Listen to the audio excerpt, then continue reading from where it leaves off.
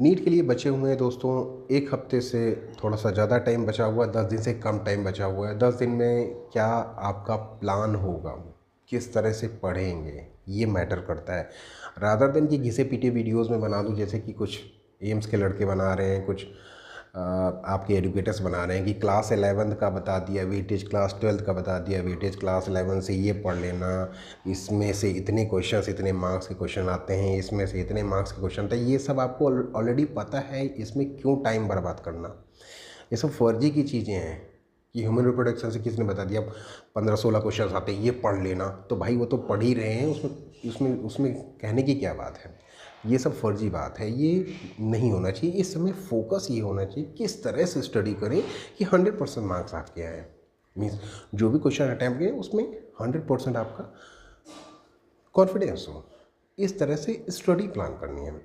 पहला देखिए, जनरलाइज बात करता हूँ, स्ट्रेस नहीं लेना है, एग्ज़ाम का स्ट्रेस नहीं लेना है। मीन्स इसीलिए मैंने कहा है कि 2 से 5 के बीच में अभी से टेस्ट सीरीज़ की प्रैक्टिस करो। 2 से 5 के बीच में टेस्ट सीरीज़ की प्रैक्टिस करो कि एग्ज़ाम में पहुँचने से पहले एग्ज़ाम का फ़ीवर ना हो, कि आपको लगे कि ठीक है एक हम टेस्ट सीरीज़ ही देने जा रहे हैं। कभी कभी क्या होता है, कैंडिडेट घबरा जाते हैं और वहीं से उनका होपलेस हो जाते हैं कि यार एग्ज़ाम है, एग्ज़ाम एग्ज़ाम एग्ज़ाम एग्ज़ाम है, और उसी में उनका टाइम चला जाता है और उसी में वो होपलेस हो जाते हैं और एग्ज़ाम अपना ख़राब कर लेते हैं। ये नहीं होना है, इसलिए मैंने 2 से 5 के बीच में प्रैक्टिस की है। दूसरा, डेली रिवीजन करो, डेली रिवीजन करो और यहाँ पे फोकस करो उस सब्जेक्ट पे जिस पे आपके बहुत ज़्यादा कमांड है। जैसे फिजिक्स, केमिस्ट्री, बायोलॉजी में जो मैक्सिमम वेटेज वाला क्या है, बायोलॉजी है। अब बायोलॉजी में मैक्सिमम कोशिश करो कि कितना अच्छा रिवीजन कर लो, इतना अच्छा रिवीजन कर लो कि बायोलॉजी से कोई क्वेश्चन छूटे ना। यहाँ पे ये मैटर नहीं करता फिजिक्स में आप वीक हैं या केमिस्ट्री में आप वीक हैं, यहाँ पे टोटल मार्क्स मैटर करता है। फिजिक्स में आपके कम भी रहेंगे लेकिन ओवरऑल टोटल मार्क्स आपका अच्छा रहेगा तो अच्छा कॉलेज आपको मिल जाएगा। अब आप इस चक्कर में रहेंगे यार फिजिक्स मेरी वीक है, केमिस्ट्री मेरी वीक है, उस चक्कर में आप बायोलॉजी भी वीक कर लोगे।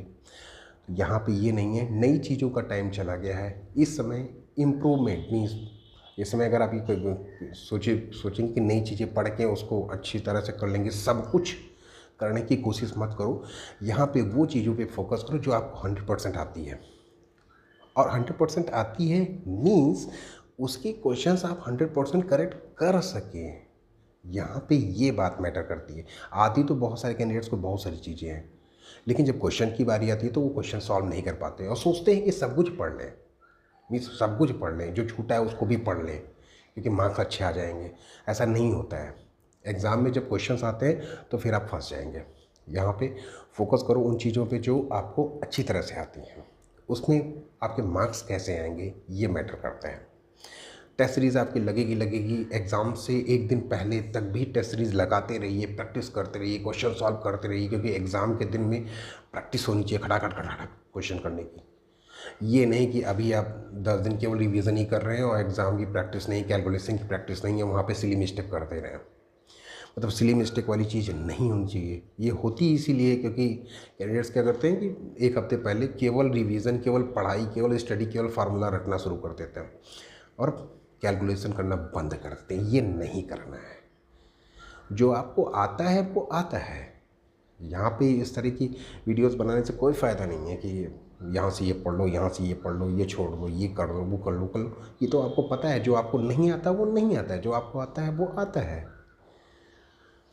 तो बस कॉन्सेंट्रेट ये करो कि जितना भी आता है उसमें क्वेश्चंस गलत नहीं होने चाहिए, नहीं होने चाहिए। पूरा सोचोगे कि भैया 600 650 का टफ जाएगा, पता नहीं किसी को कितना का टफ जाएगा, क्वेश्चन पेपर कैसा आएगा, लेकिन पहले से दिमाग में डालोगे कि टफ का टेंशन लोगे तो फिर गलती ज़रूर करोगे एग्ज़ाम में, कि वहाँ पे आपका कॉन्फिडेंस लूज़ हो जाएगा। क्योंकि आप सोचोगे कि ये वाला भी अभी हम कैंडिडेट्स क्या करते हैं कि लेटेस्ट कुछ पढ़ के चले जाते हैं, नया नया पढ़ के चले जाते हैं। भाई हमको 170 लाने हैं या 175 लाने हैं बायोलॉजी में, ये हमको नहीं आ रहा था, चलो इसको पढ़ लेते हैं। और उस पर प्रैक्टिस नहीं रहती उनकी, याद हो जाता है लेकिन क्वेश्चन की प्रैक्टिस नहीं रहती है। वो जाते हैं, वो क्वेश्चन अटैम्प्ट करते हैं, गलत कर देते हैं। ये नहीं करना है। 100% कॉन्फिडेंस के साथ जाओ। अभी कॉन्फिडेंस लूज़ करने का नहीं है। कोई कट ऑफ से रिलेटेड वीडियोस मत देखिए। इसलिए मैंने कट ऑफ से रिलेटेड वीडियो बनाने बंद कर दिए। मैंने वीडियोस भी बनाने बंद कर दिए कि आपको प्रॉपर टाइम मिले एग्ज़ाम का। उसके बाद तो मवरी गुरु से बेस्ट कोई चैनल ही नहीं है जो आपको काउंसलिंग से की इन्फॉर्मेशन दे सके अच्छी। आप लोग को तो पता ही है मेरा रिकॉर्ड। तो अभी केवल कॉन्सेंट्रेट करो कि 100% मेहनत के बाद कितना इसको ला सकते हो। Forget about cut off. और लेट नाइट स्टडी बंद कर दो, मैं पहले ही बता रहा हूँ। 2-2 बजे रात तक अगर पढ़ोगे तो गड़बड़ हो जाएगा, क्योंकि उससे भी प्रेशर पड़ता है।